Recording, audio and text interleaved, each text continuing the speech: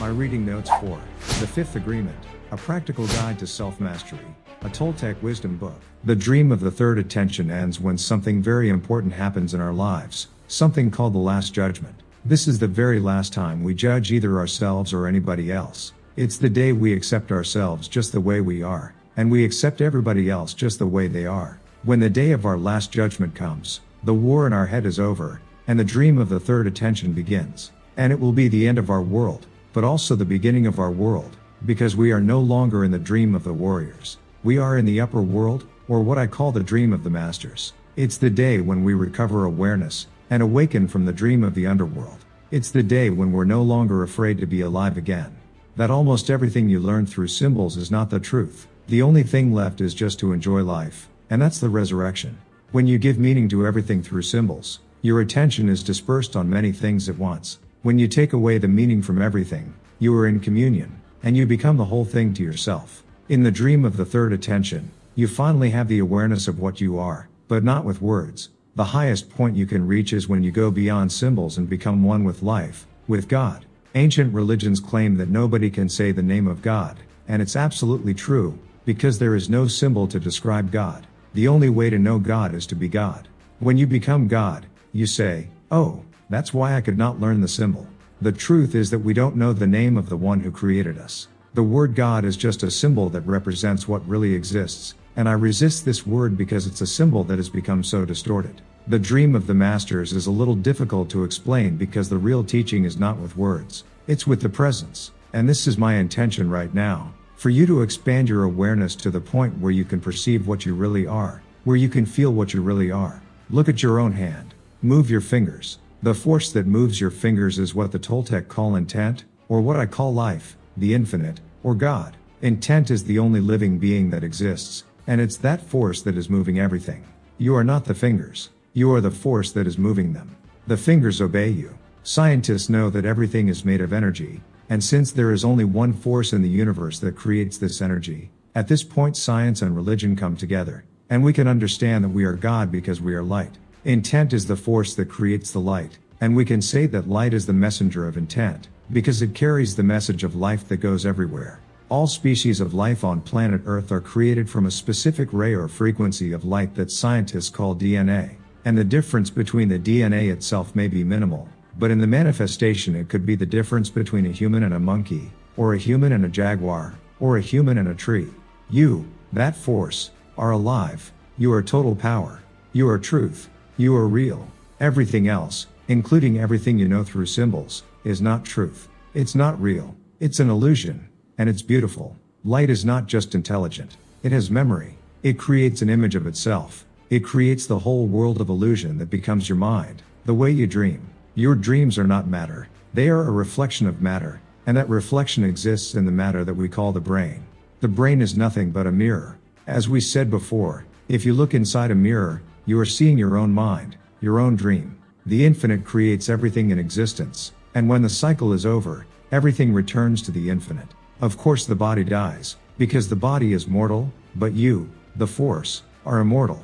In that force where the mind lives, the only thing that dies are the lies. This leads you to the third mastery of the Toltec, the mastery of love, or we can also call it the mastery of intent, or faith. I prefer to call it the mastery of faith because it's a mastery for you to trust in yourself, which means realizing the power that you have, the power of intent, the power of life, the power of belief, the power of faith, the power of love. They're all the same power, of course. They're total power. In the moment when you master faith, you live your life in love, because love is what you are, and it's wonderful. You love yourself unconditionally, and you are not afraid to express your love, to say I love you to others. You don't need reasons to love someone or not to love someone. You don't even choose to love, because to love is your nature. Love is coming out of you like the light from the sun. There are no stories. It's an experience that we call communion, which means to have the same frequency, the same vibration, as love. This is how you used to be before you learned to speak, because you have evolved from the whole deep hell of the dream of the first attention into a better dream, the dream of the second attention. As we have seen in the artist tradition, which means the Toltec, these three worlds are known as the dream of the first attention, the dream of the second attention, and the dream of the third attention. In Greece and Egypt, they were known as the underworld, the world, and the upper world. In the Christian tradition, they are known as hell, purgatory, and paradise. That is why it was said that every head is a world, because each of us creates an entire world in our head, and we live in that world. In the ordinary dream of the humans, the belief system controls the attention. And because our personal power, our will, is weak, anyone can hook our attention and insert an opinion in our mind. The will, or intent, is the force that can move what exists, or change the direction of what exists. The will is what holds the attention and moves the attention. Once we have enough power that we can use our will, we gain control of the attention.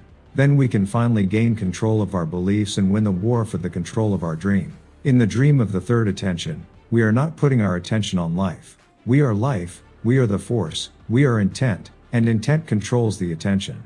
The dream of the third attention is the dream of pure intent. The first time you learn how to dream, your belief system creates millions of little barriers to the truth. When the structure of your belief system is no longer there, you take away the barriers, and you no longer see only one point of view. There are many points of view that you can see at the same time. Using symbols to understand what you are is nothing but nonsense. Whatever you think you are will never be the truth because symbols are not the truth. But the symbols don't mean anything really. The truth is I don't know what I am. The only thing I know is that I am. I'm alive, and you can touch me. When you leave symbols aside, what remains is the bare truth, pure and simple. You don't need to know what you are, and this is a huge revelation. You don't need to pretend to be what you are not. You can be completely authentic. The fifth agreement is an important part of recovering what you are, because it uses the power of doubt to break all those spells you've been under. It's a very strong intent for you to use your magic to recover the presence that you lost a long time ago. When all of your attention is not on your story, you can see what is real, you can feel what is real.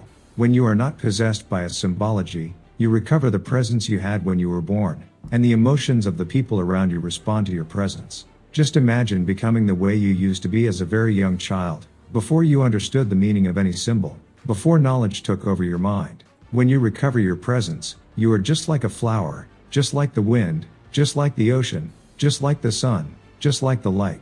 You are just like you. There is nothing to justify, there is nothing to believe. You are here just to be, for no reason. You have no mission except to enjoy life, to be happy. Those who are not yet wise are searching for perfection.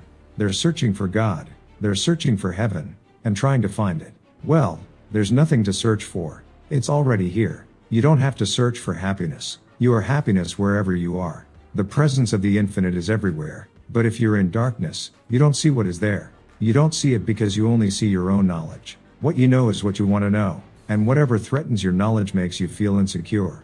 But the moment will come when you realize that knowledge is nothing but a description of a dream.